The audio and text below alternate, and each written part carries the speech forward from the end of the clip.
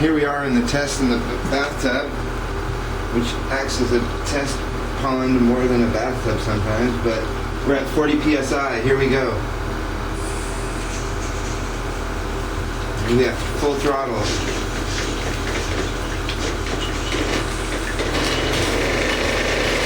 We've got quite a bit of quite a bit of wake, but a little bit of a stall there. Looks like the boat is producing quite a bit of thrust. I think that my condenser has to be emptied.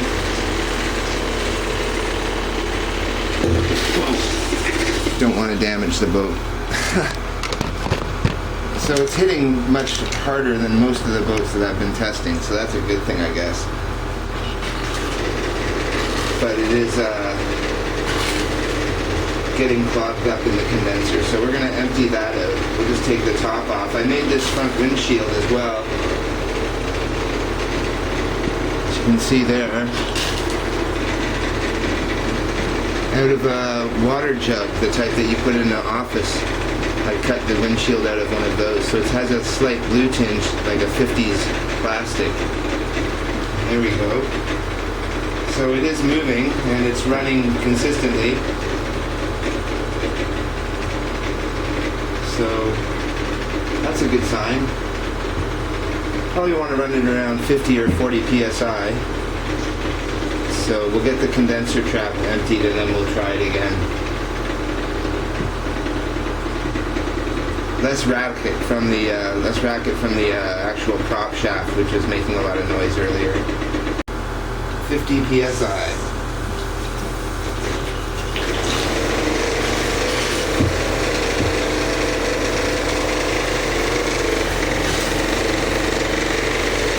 Very fast. I'm going to turn it down a bit. See if we can maintain some pressure here.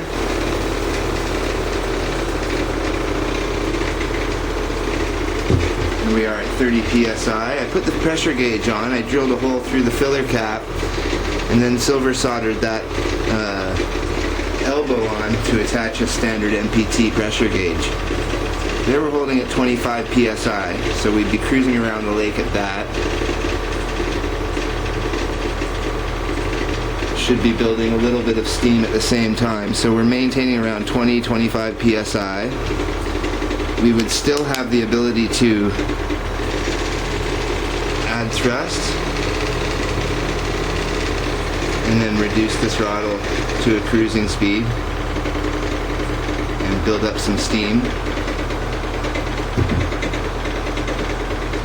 There's the front windshield there. And with the cover on, it looks like that. And build up some pressure here. Had it turned down a bit too low. So with the top on, it's quite streamlined, and with the camera on it, I'll be able to have a view like this for driving and keep an eye on the pressure gauge the whole time. So that will be the FPV view probably right there for the camera to drive the boat or sail the boat. And we'll just watch the pressure rise here. So that will be a good addition to have, being able to see the pressure while we're driving, and we'll be able to feather the throttle to increase pressure. But we're getting 50 to 60 psi now out of the Stewart 496 boiler, I think they're called, and it's a basic boiler, no fire tubes, so tubes welded onto flat plate embossed brass. And here we go, we're gonna fire it up again as the popper starts going at 55 or so.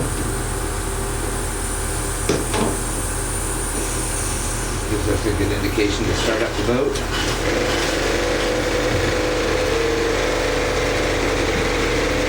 And there you go.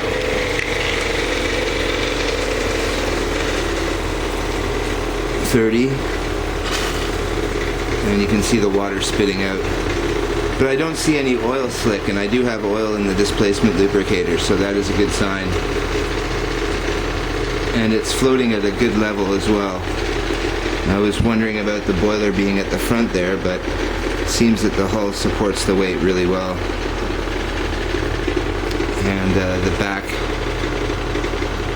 transom is basically level with the water.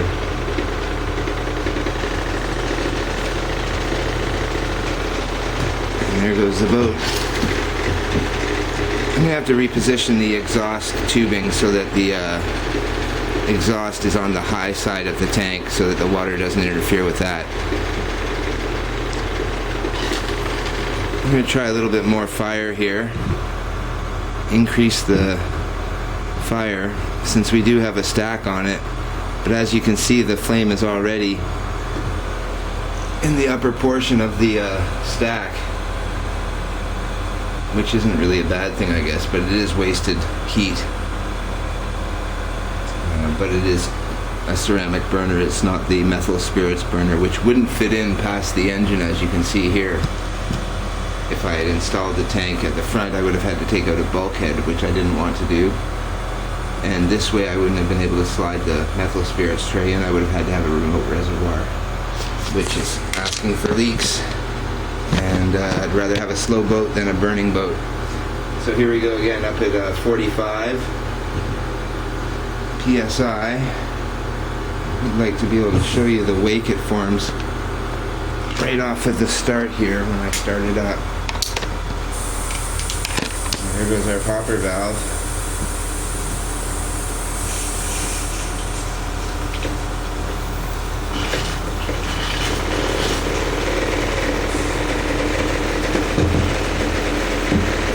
There you go. Spumolina boat shape made in Spain with the original recommended Meteor engine. Have a good day, guys. See ya.